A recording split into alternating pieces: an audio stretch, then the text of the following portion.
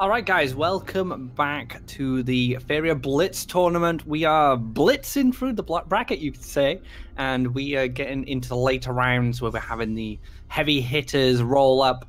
Joining me on the cast here is going to be Helios again. How's it going, dude? Hey, going pretty good. And yeah, we are going to see Happyjo versus Eddie. Now, I've never seen Eddie play before, and I've actually played a couple of Happyjo's decks in the past. No surprise to see two green decks. What do you think of this lineup?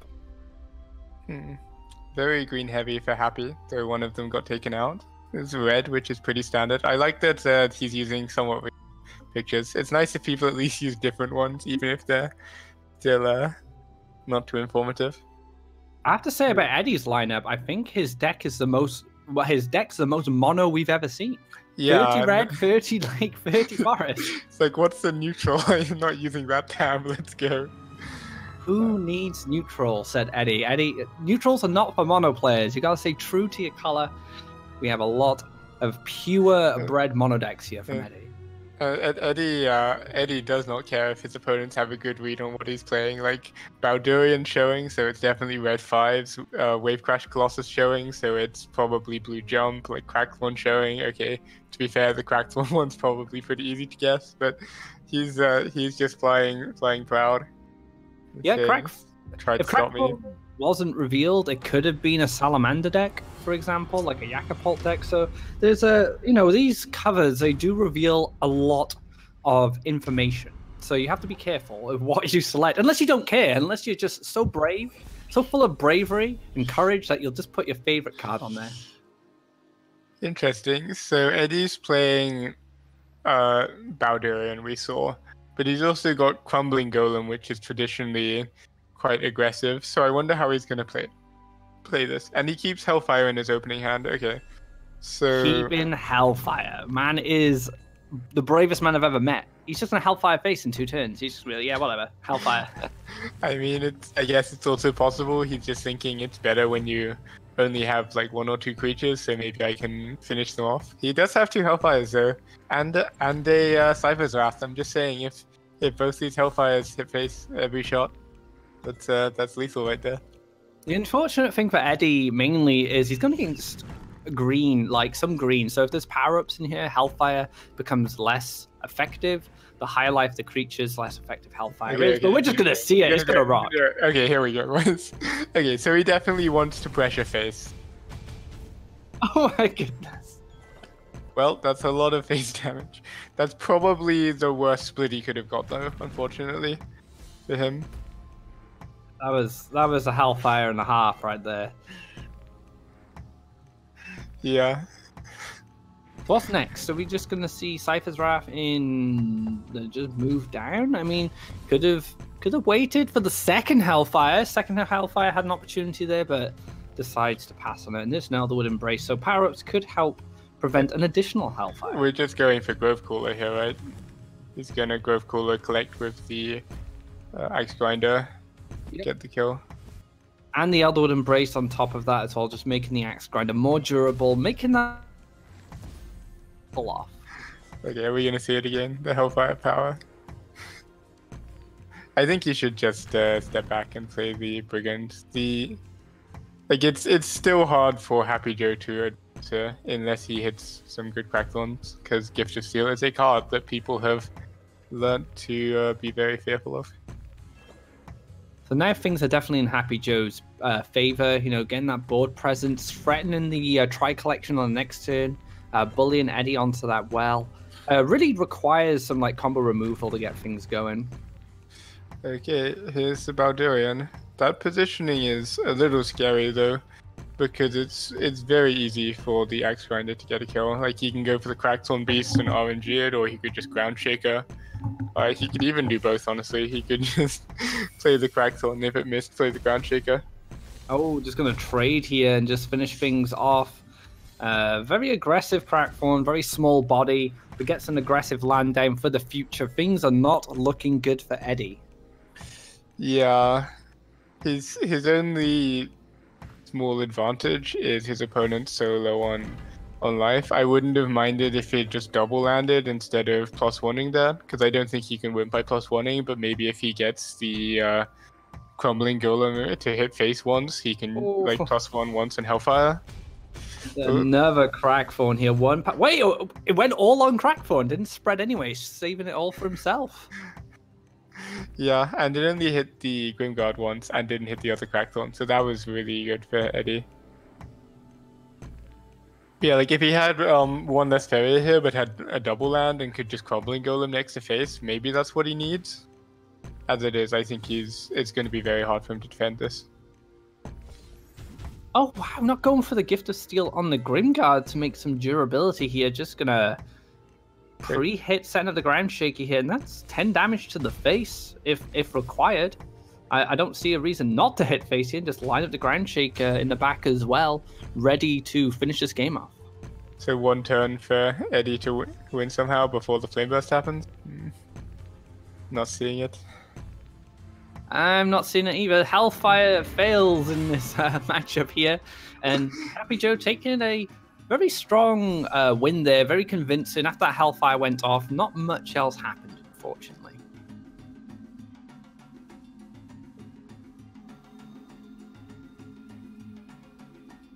So what do we have next? Okay, so mono red failed. Now we have the mono blue. So this should be more aggressive, I would well, yeah, more aggressive. He's got the wave crash. Quite likely he has the Mystic Beast.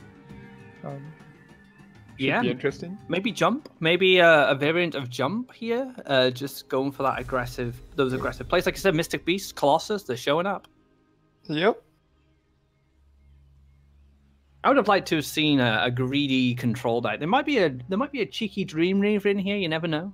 Might go up to libraries, but we're actually seeing Prophet of the Tide. It's not a card we see very often in mono blue anymore. Ever since its change last year? The year before? Quite a while now.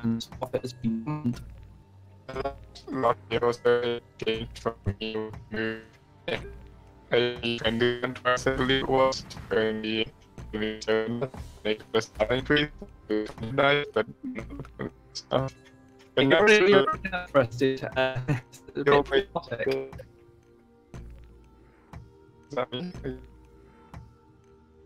not just for me or for everyone else, but I'm a bit of a robot there.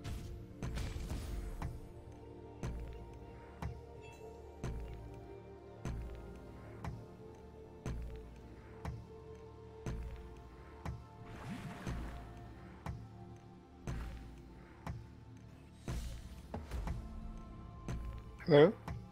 Hello, welcome back, dude. Okay, nice. Back to green bars. Oh wow, what happened while I was playing with my settings? That is a very aggressive 4-2. He moved into that aggressive spot. Second Prophet to be played. The Water Elemental, unfortunately, not able to collect, just kind of stranded over there because he went for the Prophet play instead. It's not too bad though. He's got the aggressive land set up for his Mystic Beast. He's got the the collects going for his Colossus. Takes the trade here. Yeah, this is looking fairly solid. Yeah, pretty good. Get some collections on the opponent as well. Reduce the cost of the Colossus. But there's also a Mirror Phantasm and a Humbler Visions and a Frogify. So these three cards in combinations could just stump any play that Happyjo goes for, but it looks like Happyjo is going for a far more defensive ground shaker here, making that mountain on the neutral. Yeah, it was a good play by Happyjo to keep it out of range of the Water Elemental. So we know he has the Frogify, which could have been decent, but the actual scary thing is had there been an Aurora to transform the 3-2 back up to a 6-6, that's just pretty brutal.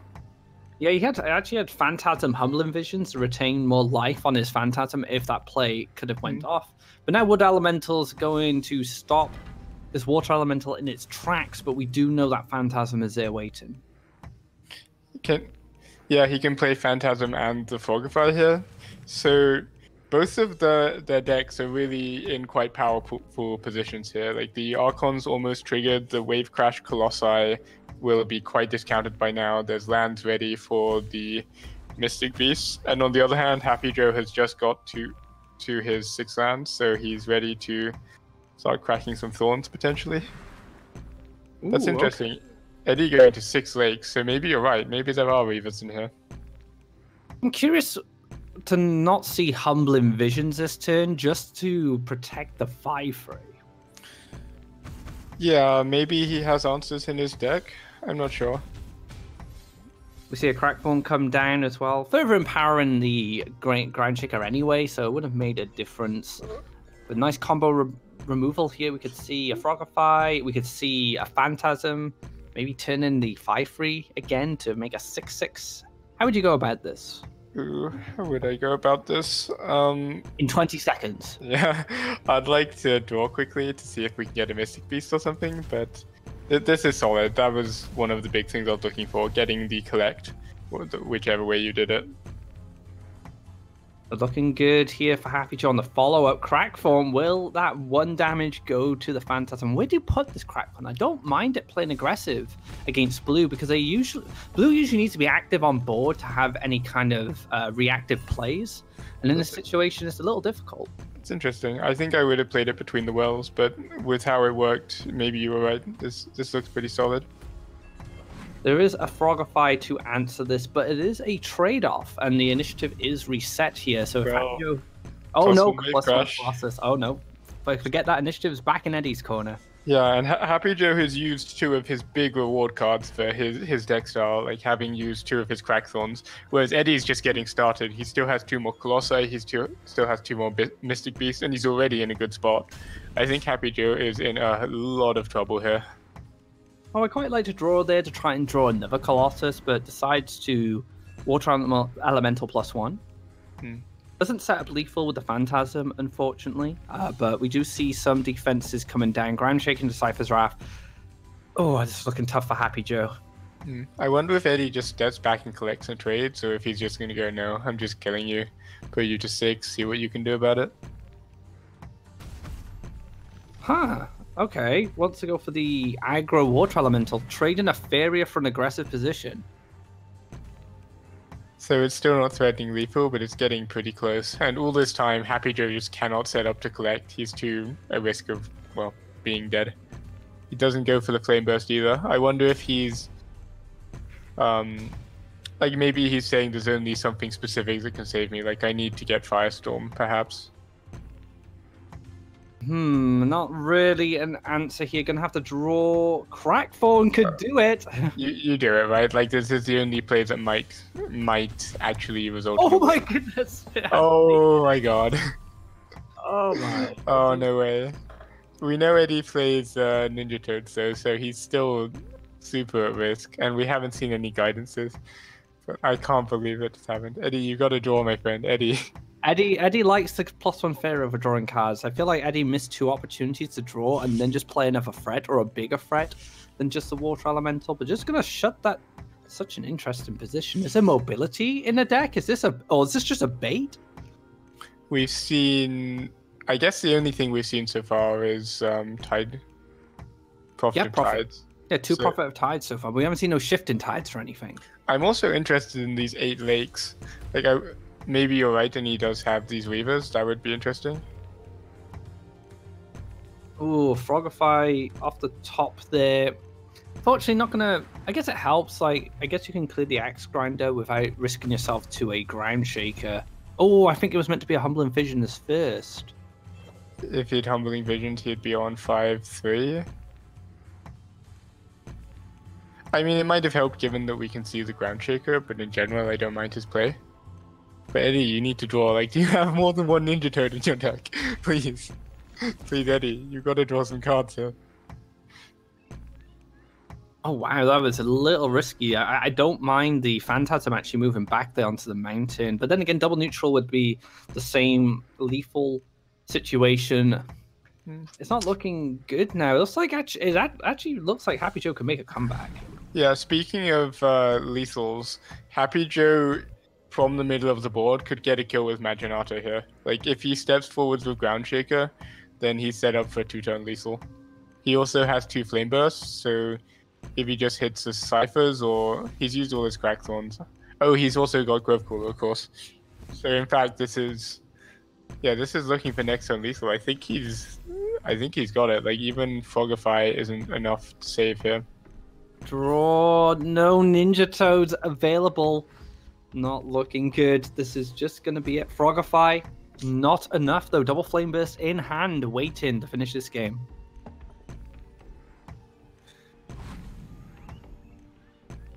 You know, I respect that choice to say, like, we've got to close the game now, but unfortunately his opponent has not one, but even 2 Flame Bursts, so...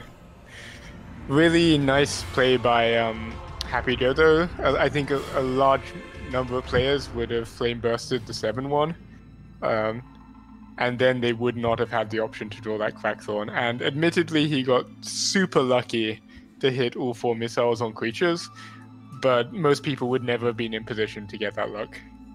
So, yeah, Happyjo set it up. I mean, obviously the variants did play in Happyjo's favor, but like you said, it was kind of the presence of mind to set up that option because it was such a bleak situation for Happyjo. He needed a stroke of luck to come back into the match, and it did pay off in the end, and it's pushed Happyjo forward into match point. This could be Eddie's tournament life over in this match.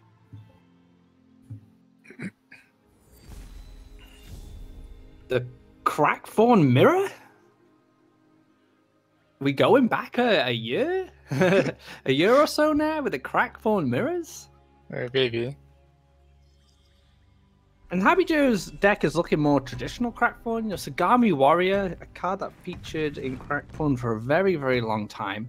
So I like that. I like how Happyjo's going to kind of more tried and tested deck builder with this.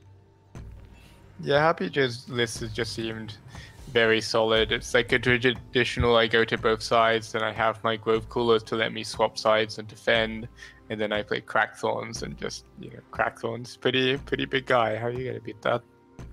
Especially when he lands all his missiles perfectly. Yes. And if you have that Crackthorn RNG on your side, you should play Crackthorn every day. Yeah.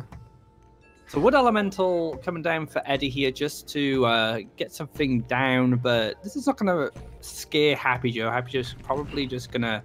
No, Happyjo's just going for the double sides again, so he's just going to play defensive. Like you said, wait for those teleports. Yeah, whereas Eddie has put all his lands on one side, which suggests he's looking for a much more offensive game plan. Did we see any Wood Elementals from Happyjo? I don't think we have, right? No, I don't believe so. I think it's maybe a slower build. Yeah, so he's content to just defend, just wait, and eventually make stuff work.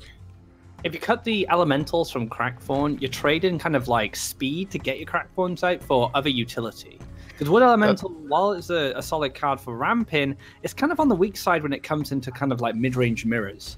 So it will benefit Happyjo in this mirror match. That's really interesting that Happyjo made that mountain there. I guess he really doesn't want the offensive X-Grinder spot and is even willing to give up a collect. But him doing that, I think if he did that and then stepped down to play around Grove Cooler, that would have been a really astute play. But making the land for his opponent, yeah, well, he got punished pretty hard for it. His opponent with 2 Crackthorns about to hit 6 lands. I think Eddie is in a very good spot here, unless this Firestorm goes massive. Will he get the same luck as Happyjo? Nope, just going face. But that's not too bad, you know, big, bulky Wood Elemental. Gonna move into the position there, more aggressive. I wouldn't mind actually keeping the Crackthorn back in this point, not giving the Axe Grinder an easy way to clear it. But, you know, Eddie in a really good spot here.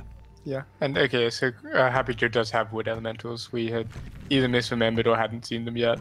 But yeah, this is Happyjo's big power play, getting the Firestorm, clearing the Crackthorn, replaying collectors on both sides. And after the dust settles, oh, he can't play the Sagami Warrior. Ooh, Bomb Slinger. Ooh, that is exactly what he needs right now. Good old trusty Bomb Slinger coming in at the right time, taking care of the Wood Elemental, and this is kind of bad for Happyjo unless he picks up like a Ground Shaker or something. So for Eddie there, the best part is Happyjo is 1 Faeria or 1 land off having this Crackthorn beast, so he couldn't RNG his way to killing the Bomb Slinger.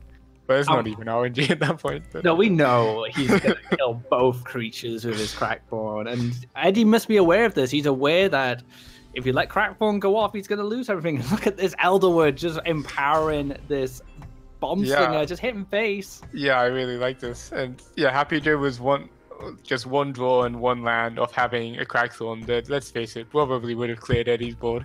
You know, only needed to hit 3 missiles on creatures. Only 3. Only 3.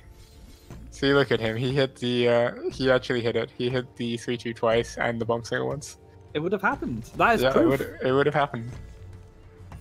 That is proof, but 8 damage here.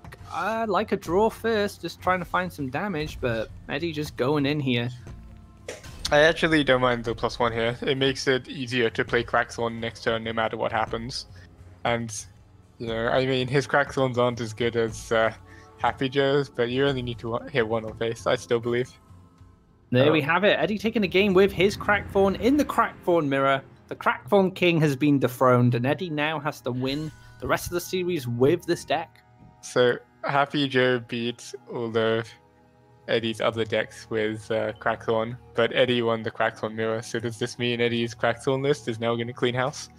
Guess we'll see. It could happen. We could just see Eddie clean sweep, reverse clear in the series here, but he has a long way to go against mono green, and I've got a feeling this is going to be Beastmaster green, because Happyjo has used Beastmaster green in the past.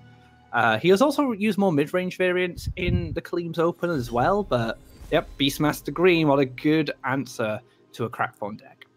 So you think Beastmaster green is favored then? If it gets going, the thing with Eddie's deck, he does have Bomb Slingers, so it's a little slower. And I think that could... It very much depends on how Eddie plays out. He could just rush down.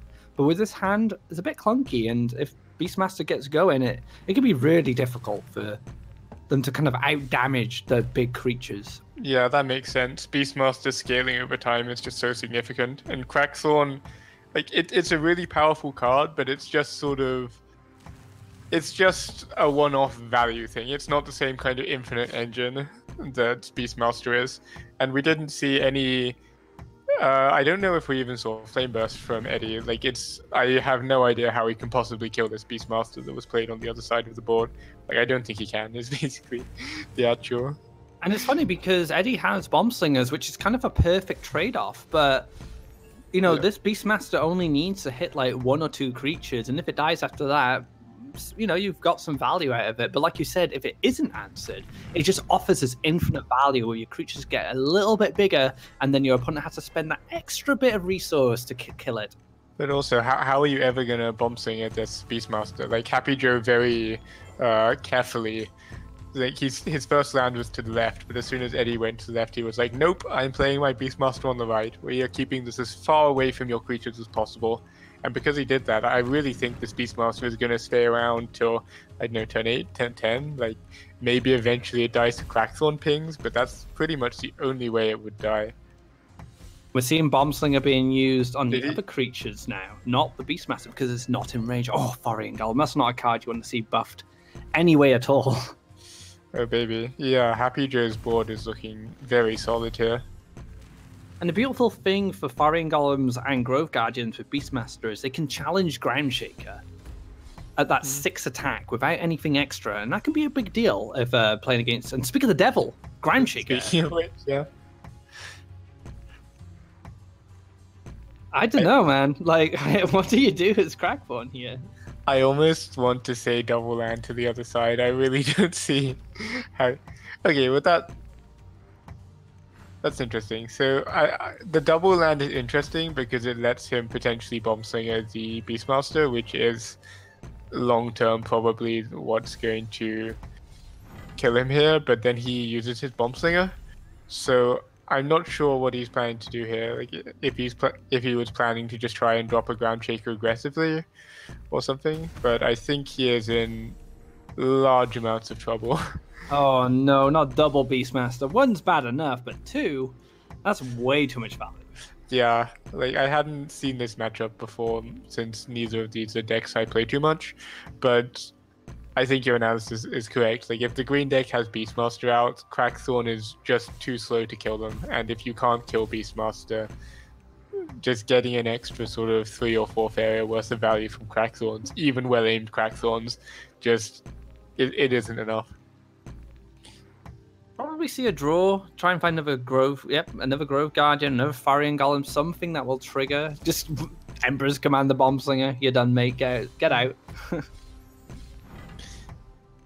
Yeah, Happyjo probably even just starts moving forwards to attack now. Just, I mean, really, he can just pick how he wants to win. And that was the last Bomb Slinger, so the aggressive mountain on the right isn't relevant for clearing Beastmasters. Yeah, it might be relevant for Axe Grinder. Oh, okay. Happyjo's playing Hunt Down in his list. We hadn't seen those before, right? It's just occurred to me, Beastmaster Green now has removal. Yeah. Oh man, and you know, Beastmaster Green with these scaling beasts like the boar. Oh man, Hunt Down is such a big buff for that deck.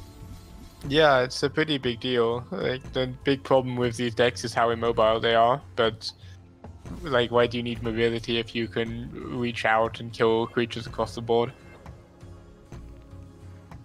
How do you want to do this? This is the thing. I mean, you could use the boar to kill the Crackthorn and then just clear the Sagami. I think I would feed the Deepwood Grizzly. You get to see 2 new, or maybe draw first. Yeah, draw first for sure. He just thinks it's enough, which, to be fair, it probably is. Yeah, this might be better. Like, if you draw and just see no creatures, you might just have this quite awkward state where it's just like, well, how do I kill him now? But by not feeding it, you just have this 5/10. In fact, you could even play this 5/10, hit face, have collected, and then feed it next turn, and that would like be a profit of 1 Faeria and 5 damage. There we have it. Happyjo winning the series 3-1. 2 great performances from Crackthorn from both sides of the board, but the Beastmaster Green just outvaluing the Crackthorn in the long term. You know, that early Beastmaster, way too influential for Eddie to deal with. But congrats to Eddie, you know, first time I've ever casted and seen Eddie play. Very interesting decks as well. Creative, pure mono. This man is a pure mono player. And yeah, Happyjo moves on.